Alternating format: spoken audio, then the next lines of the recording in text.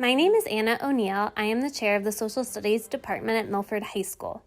Every year on November 11th, the anniversary of Armistice in World War I, we honor our veterans who have served in the armed forces and defended democracy and freedom. Schools from across our district invite veterans and active service members into their buildings. We celebrate their accomplishments and they share their stories and experiences with us. Due to COVID-19, we are honoring our veterans and active service members differently this year. Many veterans responded to our invitation to submit video stories to share with students. We thank all the parents, grandparents, great-grandparents, and Milford graduates who shared their stories for our 2020 Veterans Day video celebration.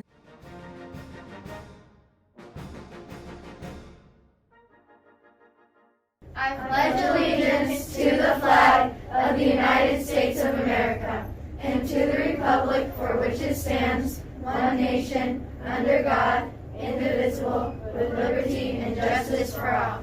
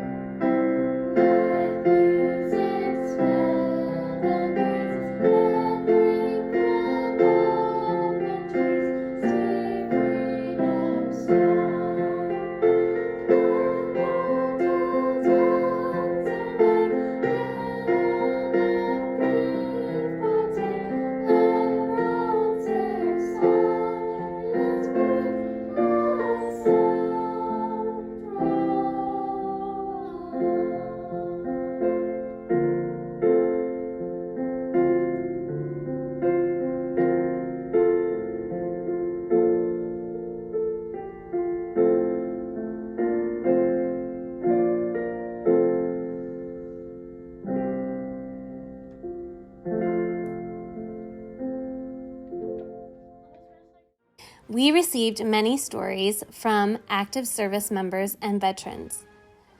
You will be introduced to everyone who submitted a story, but we selected a series of specific stories to share with you.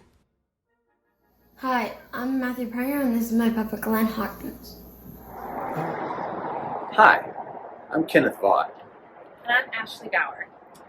And we are both active duty majors in the United States Air Force, stationed up here in Cheyenne, Wyoming. My name is Tyler Barnes. I'm a captain with the United States Army. And I am Brody Disher's dad. Brody's a fourth grader at Seipelt Elementary here in Milford. And I am a veteran of the U.S. Marines, and I appreciate you being here with us today to celebrate Veterans Day. Hello, Milford Schools. My name is Major Justin Lechner, reporting to you from Saudi Arabia. I'm Christian Combs. I'm a PFC in the Army National Guard as a Cap Scout. My name is Lance Corporal Carrero. Went to high school in 2019, United States Marine Corps. Hi, my name is Robert Warder. I am the great-grandpa of Pete and Teddy Roby. Hello, my name is Bill O'Neill. My name is Dan Schauer, and I live in Wisconsin. Hi guys, my name is Rebecca Stever. I'm a mom to 2 boys that attend Meadowview Elementary. Hi everyone, my name is Tyler Helton.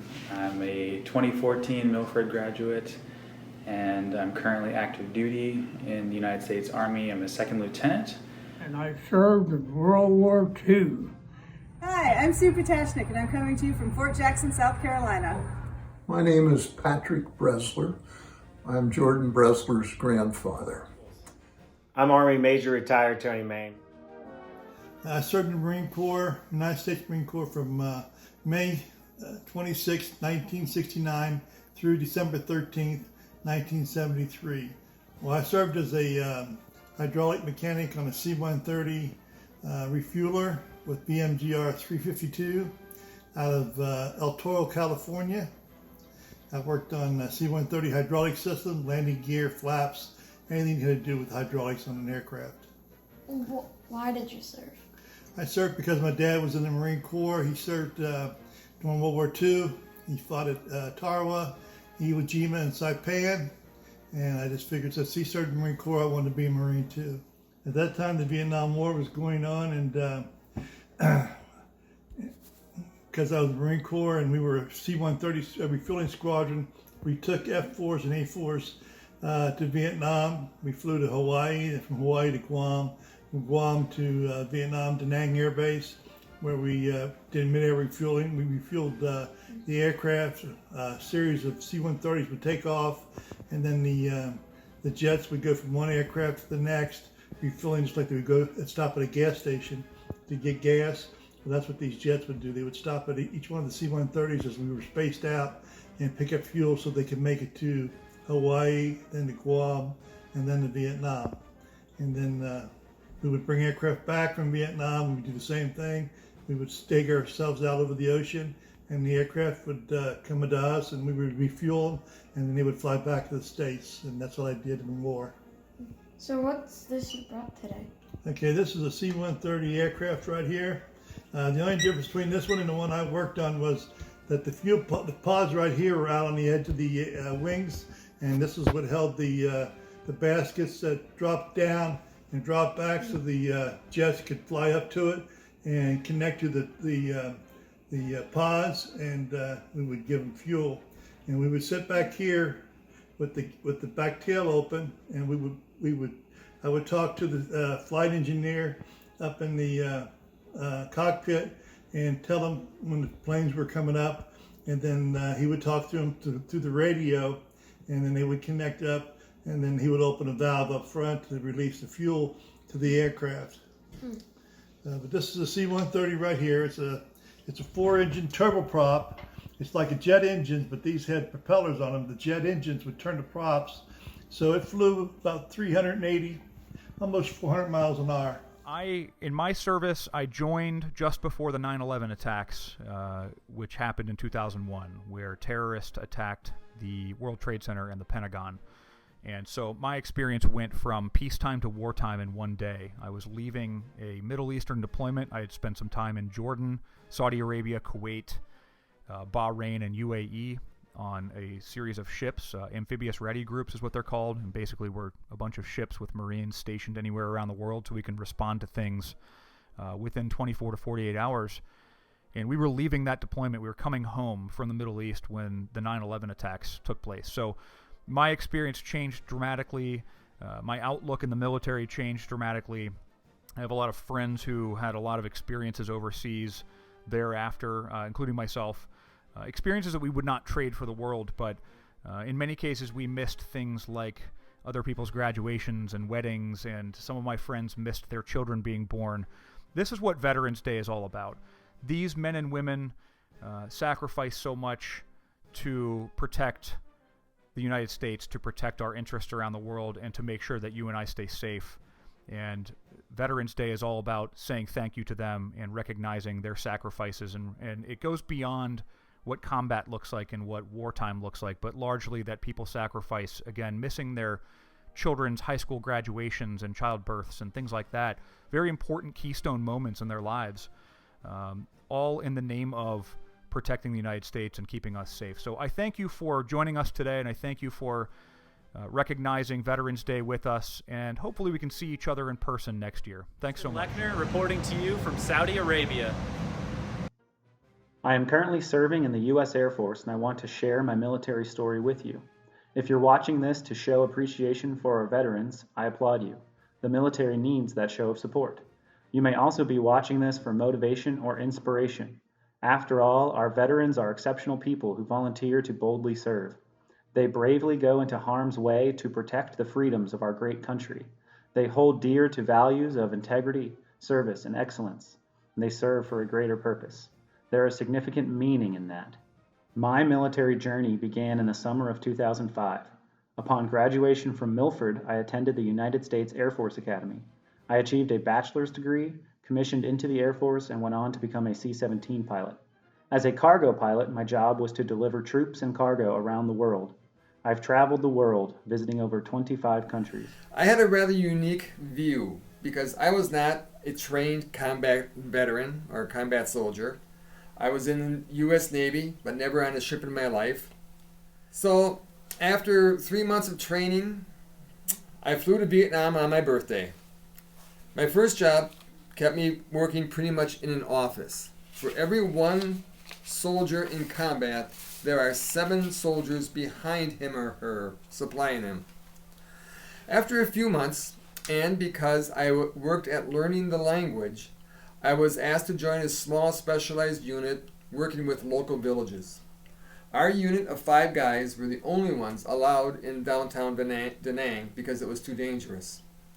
Often we went out to the villages to learn what we could do for them, what they needed. But I was able to do positive things. I was able to supply villages with medications. I helped in terms of building an orphanage, a school. We diverted waters so that their rice paddies would flow better. So they trusted us, they liked us.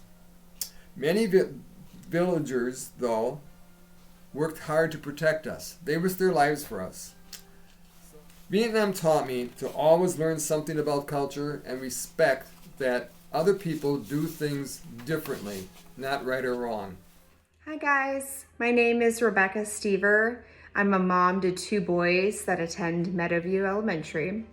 I'm here to talk about my experience in the military. So when I was 18 years old, 1997, my friend and I decided that we were going to join the Army. So we served together actually from 97 to 2000. We both had the same job. So we were 77 Whiskey, which is a water purification specialist. And we served at Schofield Barracks, which is in Hawaii. So we used a process called reverse osmosis, and we sucked the water out of a pond or a lake or an ocean in Hawaii and purified it and provided it to the soldiers that were performing their missions.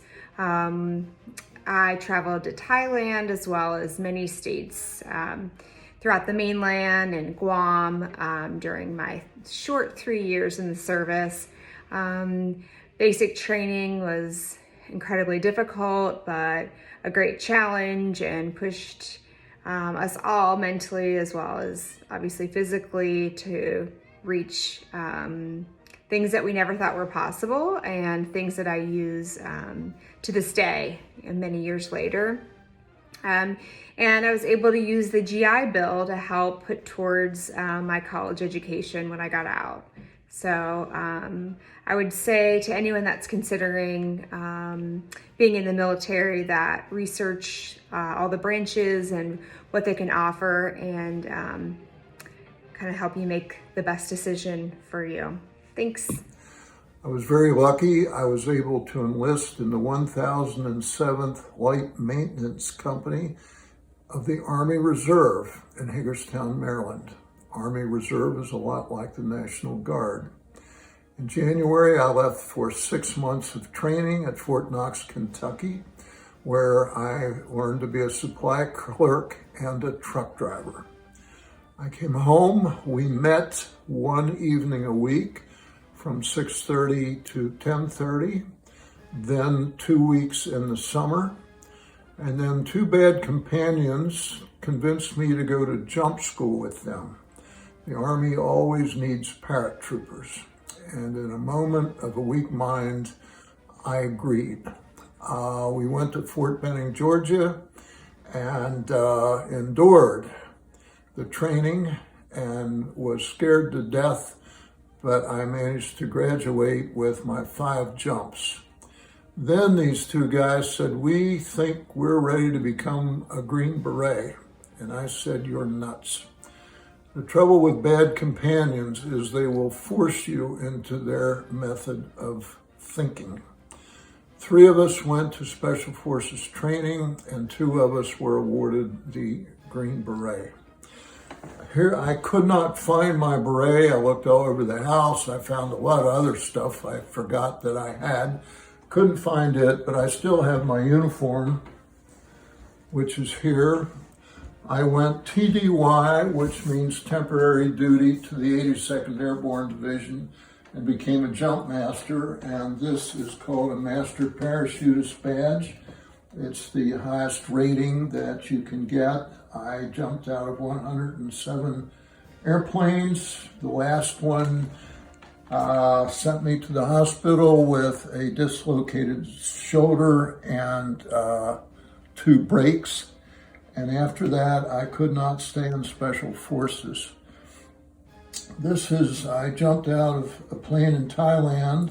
This is the Thai Master Parachutist badge. I was always very proud of it. After my accident, I was transferred to the West Virginia Military Academy, and this is their patch. You never lose your Special Forces patch. That's a special identifier.